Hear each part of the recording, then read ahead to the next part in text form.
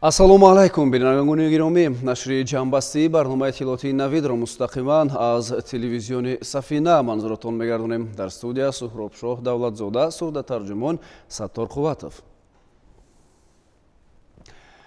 имрӯз асосгузори сулҳу ваҳдати миллӣ, пешвои миллат, президенти ҷумҳурии Тоҷикистон муҳтарам Эмомалӣ Раҳмон бо мақсади иштирок дар маросими гулчанбаргузорӣ ба ифтихори 79-солагии Рӯзи Ғалаба ба боғи Ғалабаи пойтахт ташриф оварданд.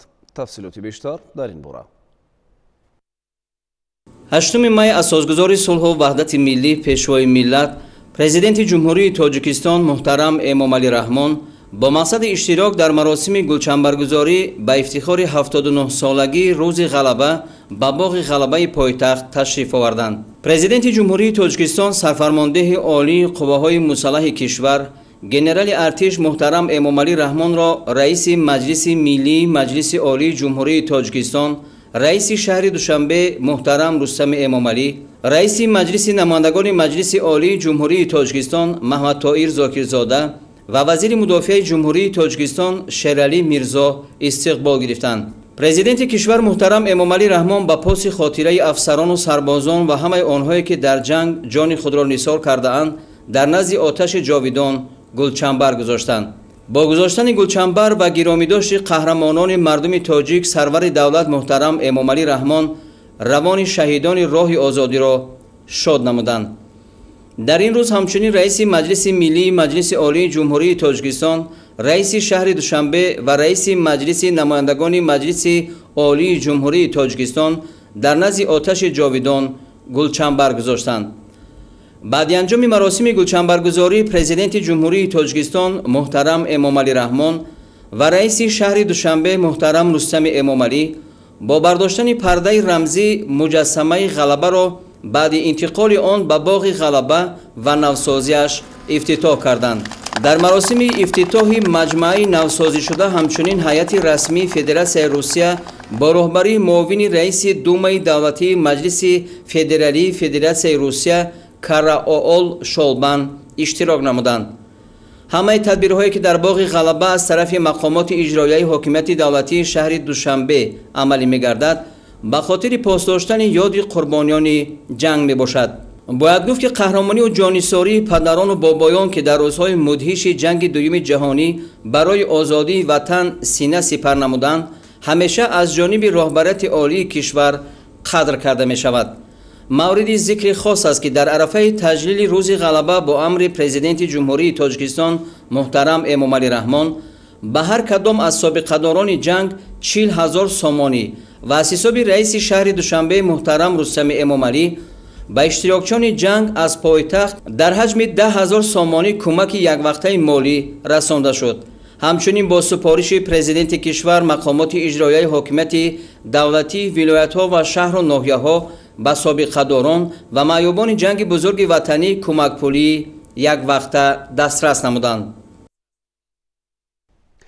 имрӯз асосгузори сулҳу ваҳдати миллӣ, пешвои миллат, президенти ҷумҳурии Тоҷикистон муҳтарам Эмомалӣ Раҳмон бо даъвати президенти Федератсияи Русия муҳтарам Владимир Путин бо боздиди корӣ ба шаҳри Москва сафар карданд.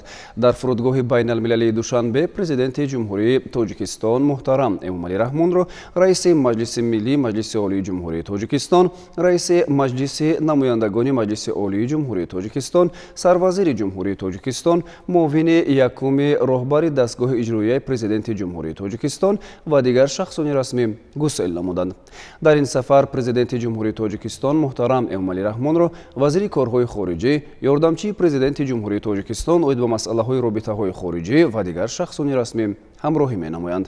Дар назар аст ки дар рафти ин сафар сарвари давлат дар чорабиниҳои тантанавӣ бахшида ба 79-умин солгарди Рӯзи Ғалаба ва мулоқоти ғайрирасмии сарони кишварҳои Иттиҳоди давлатҳои мустақил иштирок хоҳанд кард. мавзӯи дигар: пешниҳоди президенти Ассотсиатсияи футболи Осиёи Марказӣ, президенти Федератсияи футболи Тоҷикистон, раиси маҷлиси миллии маҷлиси олии ҷумҳурии Тоҷикистон, раиси шаҳри Душанбе муҳтарам Рустами Эмомалӣ вобаста ба эълони Рӯзи ҷаҳонии футбол тариқи қабули қатномаи махсус аз ҷониби Маҷмӯаи умумии Созмони Милали Муттаҳид пазируфта шуд. Акнун минбаъд дар саросари ҷаҳон 25 май Рӯзи ҷаҳонии футбол таҷлил мегардад.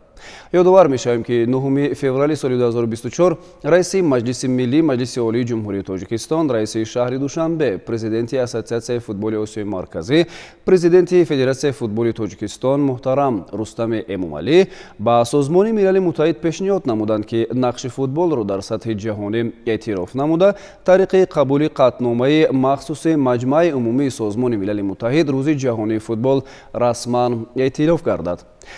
соҳиби истиқлолӣ ва талошҳои ҳамешагии асосгузори сулҳу ваҳдати миллӣ, пешвои миллат, президенти ҷумҳурии Тоҷикистон муҳтарам Эмомалӣ Раҳмон имкон фароҳам овард ки ҷумҳурии Тоҷикистон дар арсаи ҷаҳон ҳамчун кишвари ташаббускору пешоҳанг дар муҳимтарин масоил шинохта шавад.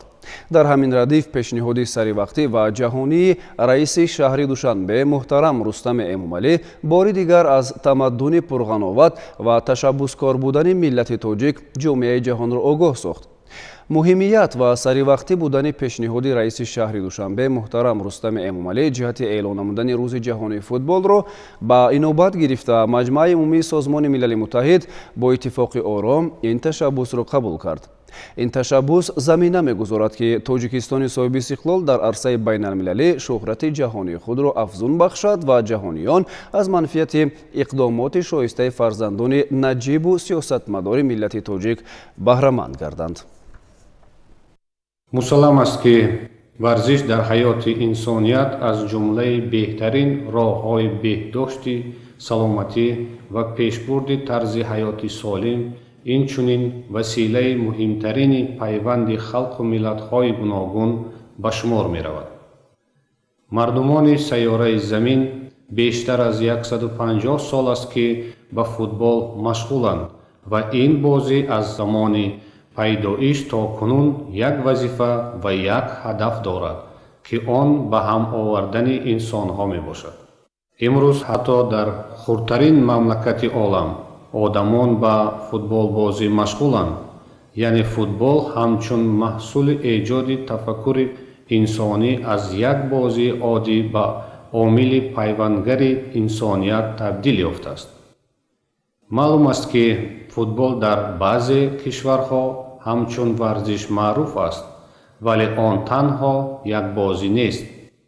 ин намуди варзиш як падидаи фарҳанги умумиҷаҳонист ки марзҳои миллӣ, монеаҳои забонӣ ва тафовутҳои иҷтимоиву иқтисодиро убур мекунад.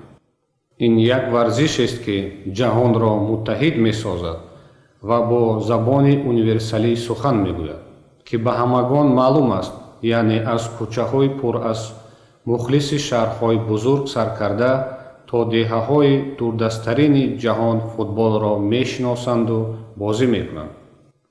бо дар назардошти ин пешниҳод дорам ки нақши футбол дар сатҳи ҷаҳонӣ эътироф карда дар Созмони Милали Муттаҳид рӯзи ҷаҳонии футбол аз тариқи қабули қатъномаи махсуси Маҷмаи умумии Созмони Милали Муттаҳид расман эълон гардад.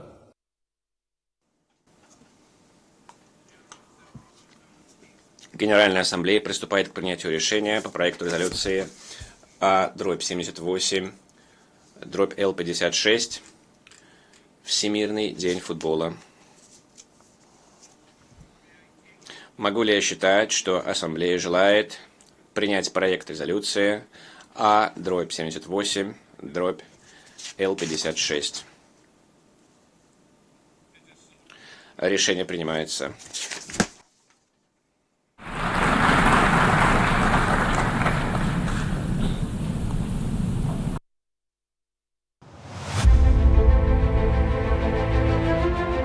дар ҷаҳоне ки зебоӣ, гуногунрангӣ ва рӯҳияи ваҳдату ягонагиро қадр мекунанд, бозие ҳаст ки ҳамаро муттаҳид месозад.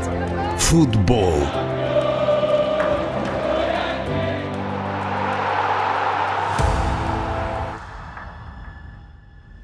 ташаббуси рӯзи ҷаҳонии футбол аз қалби Тоҷикистон бархоста, аз ҷониби президенти Федератсияи футбол дастгирӣ пайдо намуд.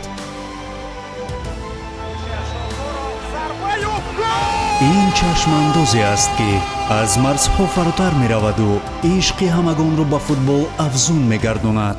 ва нерӯи он дар илҳом бахшидан, муттаҳид кардан ва ба мардуми тамоми сайёра шодӣ бахшидан аст.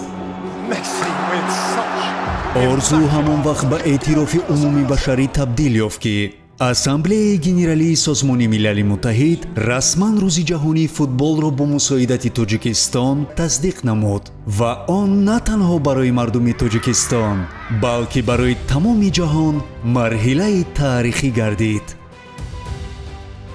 аз кӯчаҳои Душанбе то бузургтарин майдонҳои дунё, футбол бо забони оммафаҳми шодию умед ва устуворӣ сухан мегӯяд. рӯзи ҷаҳонии футбол фаротар аз як рӯзи оддӣ аст. ин ҳаракат аст, даъват ба эҳтиром гузоштан, ба хоҳиши умумии таҳкими сулҳ ва эҷоди пул миёни ҷамъиятҳо тавассути муҳаббат ба бозӣ мебошад. рӯзи ҷаҳонии футболро таҷлил намуда, биёед рӯҳияи ҳамбастагӣ ва иштиёқи муштаракро ки футбол дар дили миллионҳо нафар меафрӯзад ба ёд оварем. мо бозиеро тарғиб мекунем ки ҳамагонро муттаҳид месозад.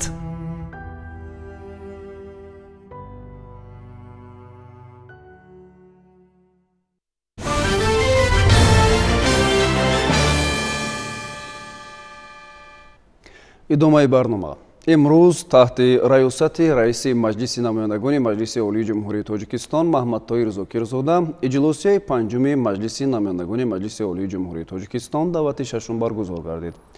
дар иҷлосия қарори маҷлиси намояндагони маҷлиси олии